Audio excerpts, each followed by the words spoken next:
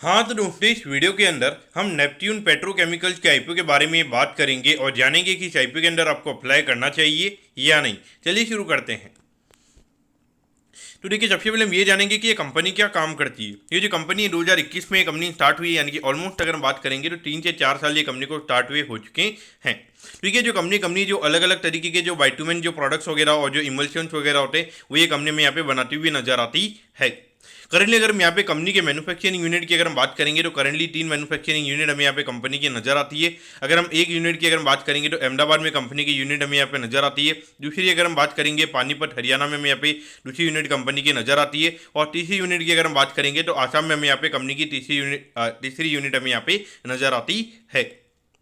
अब अगर हम यहाँ पे कंपनी की अगर हम बात करेंगे तो यहाँ पे इंडिया के अलावा कौन से मार्केट में कंपनी के जो प्रोडक्ट्स है वो हमें यहाँ पे एक्सपोर्ट होते हुए नजर आते हैं। तो नेपाल और भूटान, ये दो जगह में यहाँ पे कंपनी अपने प्रोडक्ट को एक्सपोर्ट करती हुई नजर आती है। और मुझे लगता है कि कहीं ना कहीं यहाँ पे ये जो कंपनी का जो आसाम वाला यूनिट है, यहाँ पे कंपनी ने मेन यहाँ पे नेपाल और भूटान के अंदर यहाँ पे जो एक्सपोर्ट करने के लिए मुझे लगता है कि यहाँ पे कंपनी ने यहाँ पे आसाम की अपनी यूनिट को यहाँ पे लगाया है।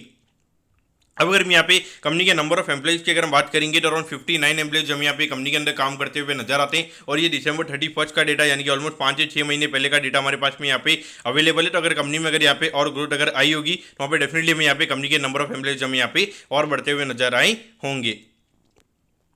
अब अगर हम यहाँ पे कंपनी के ऑब्जेक्टिव के बारे में अगर हम बात करेंगे, यानी कि जो आईपीओ से कंपनी को पैसा मिलने वाला है उसे कंपनी कैसे यूटिलाइज करने वाली है, तो देखिए लगभग यहाँ पे 5 करोड़ के लगभग का केपेक्स हमें यहाँ पे कंपनी जो प्लांट एंड मशीनरी है तो वो यहाँ पे एडिशनल कंपनी को खरीदना है। तो इसके रिगार्डिंग ये कंपनी में यहाँ पे यूज करती हुई नजर आएगी। बाकी अगर हम बात करेंगे तो लगभग 14 करोड़ की अगर हम बात करेंगे तो कंपनी को यहाँ पे एक नया ऑफिस स्पेस यहाँ पे कंपनी को खरीदना है। तो इसके रिगार्डिंग ये पैसा हमें यहाँ पे यूटिलाइज होता हुआ नजर आएगा। तो डेफिनेटली अगर आप ऑफिस स्पेस के लिए अगर आप बाय वगैरह करोगे तो उससे आने वाले टाइम पे आपके बिजनेस के अंदर कोई ग्रोथ हमें यहाँ पे आती हुई नजर नहीं आएगी। तो भले ही एक बार के लिए ये 14 करोड़ में यहाँ पे कंपनी का फ्रेश इश्यू में यहाँ पे नजर आता है, लेकिन यहाँ पे बिजनेस पॉइंट ऑफ व्यू से में यहाँ पे कोई इतना ज्यादा यहाँ पे फर्क पड़ता हुआ नजर नहीं आएगा। बाकी अगर हम बात करेंगे तो 42 करोड़ हमें यहाँ पे कंपनी वर्किंग कैपिटल के लिए यूज करती हुई नजर आएगी।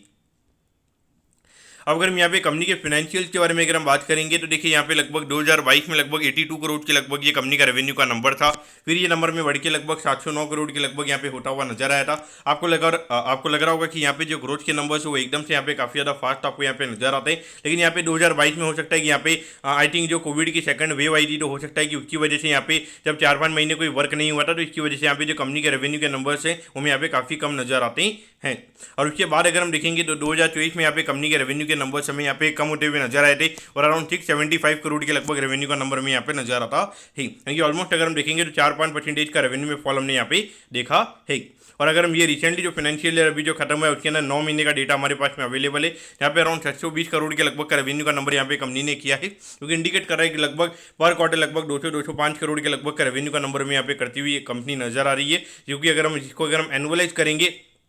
तो लगभग यहाँ पे 800 करोड़ से ज़्यादा का रेवेन्यू का नंबर में यहाँ पे कंपनी का होता हुआ नजर आ सकता है। अगर हम प्रॉफिटेबिलिटी की बात करेंगे तो यहाँ पे 2022 में हार्डली 68 लाख के लगभग ये कंपनी का प्रॉफिट का नंबर था। फिर ये नंबर में बढ़ के लगभग 10 करोड़ के लगभग होता हुआ नजर आया था, लेकिन उसके बाद अगर हम देखेंगे तो एकदम से जहाँ पे 4-5% से कंपनी के रेवेन्यू के नंबर हमें यहाँ पे कम होते हुए नजर आए थे, लेकिन सीधा प्रॉफिटेबिलिटी यहाँ पे कंपनी ने 10 करोड़ से बढ़ाकर अपनी सीधी 20 करोड़ यहाँ पे कंपनी ने दिखाई है। क्योंकि कहीं ना कहीं देखा जाए तो मुझे यहाँ पे थोड़ा सेंसिबल नहीं लगता है, क्योंकि खास करके जब कंपनी का आईपीओ आ रहा है जब भी एकदम से हमें अगर ज़्यादा ग्रोथ अगर देखने को मिल रही है तो कहीं ना कहीं देखा जाए वो में यहाँ पे नेगेटिव यहाँ पे नजर आता है। और अगर हम देखेंगे तो अभी ऑलमोस्ट यहाँ पे 620 करोड़ के रेवेन्यू पे कंपनी ने 19 करोड़ के लगभग का प्रॉफिट यहाँ पे कंपनी ने कमाया, जिसको अगर हम एनुअलाइज करेंगे तो लगभग यहाँ पे ये कंपनी 25-26 करोड़ के लगभग का एनुअल प्रॉफिट हमें यहाँ पे कंपनी कमाती हुई नजर आ सकती है। अब अगर हम आईपीओ की डिटेल्स के बारे में अगर हम बात करेंगे तो देखिए 28 मई को ये आईपीओ में स्टार्ट होता हुआ नजर आएगा और 30 मई को ये आईपीओ में क्लोज होता हुआ नजर आएगा। अगर हम प्राइस बैंड के बारे में अगर हम बात करेंगे तो 122 के कट ऑफ प्राइस पे कंपनी में शेयर देती हुई नजर आ रही है और 1000 शेयर का लॉट शेयर हमें यहाँ पे कंपनी का नजर आता है, यानी कि एक लॉट को अप्लाई करने के लिए 1,22,000 रुपये यहाँ पर आपको लगने वाले हैं। अगर हम इश्यू साइज की अगर हम बात करेंगे अराउंड 73 करोड़ 20 लाख के लगभग का आईपीओ का इश्यू साइज हमें यहाँ पे नजर आता है और ये पूरा पैसा कंपनी के पास में जाता हुआ नजर आएगा। और इसमें अगर हम रिटेल कोटा की अगर हम बात करेंगे तो अराउंड 35% के लगभग यहाँ पे कंपनी का रिटेल कोटा में यहाँ पे नजर आता है, यानी कि लगभग 24-25 करोड़ के जो शेयर वो हमें यहाँ पे रिटेल के पास में जाते हुए नजर आएंगे। बाकी अगर हम लिस्टिंग की अगर हम बात करेंगे तो एनएससी के एशियन प्लेटफॉर्म पर ये कंपनी में लिस्ट होती हुई नजर आएगी।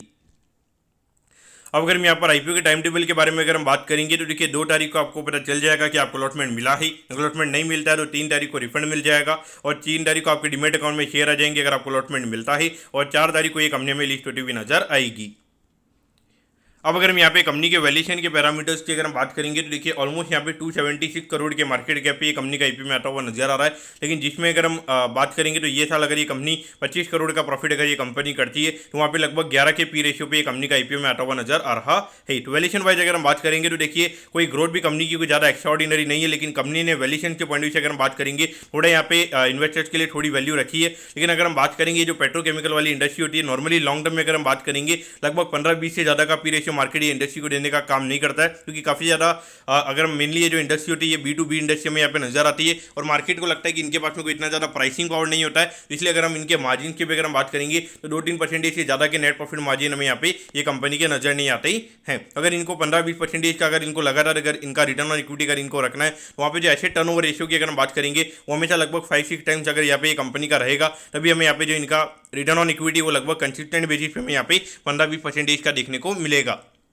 यहाँ पर आपको क्या करना चाहिए तो मुझे लगता है कि एक बार के लिए अगर हम लिस्टिंग गेन के पॉइंट ऑफ व्यू से अगर हम बात करेंगे तो वैल्यूएशन के पॉइंट ऑफ व्यू मुझे लगता है कि थोड़ी लिस्टिंग के दिन हमें यहाँ पे कंपनी की डिमांड देखने को मिल सकती है। बाकी लॉन्ग टर्म के हिसाब से अगर हम बात करेंगे कोई इतनी ज़्यादा एक्स्ट्राऑर्डिनरी ग्रोथ नहीं है तो मुझे लगता है कि कोई इतना ज़्यादा कोई एक्स्ट्रा पैसा में यहाँ पे बनता हुआ नजर आएगा। लेकिन अगर हम लिस्टिंग गेन के पॉइंट ऑफ व्यू से अगर हम बात करेंगे तो मुझे लगता है कि अराउंड लगभग 15-20% के प्रीमियम पे कंपनी में खुलती हुई नजर आ सकती है। तो पॉइंट से अगर आपको अप्लाई करना है तो मेरे हिसाब से यहाँ पे अप्लाई किया जा सकता है। तो मैं कहता हूँ कि नेपट्यून पेट्रोकेमिकल्स के आईपीओ के बारे में आपको सब कुछ समझ में आ गया होगा। अगर आपकी कोई भी क्वेरीज है आप कमेंट कीजिए, मैं जरूर आपके कमेंट पर रिप्लाई करूंगा। ओके दोस्तों, thank you, have a nice day.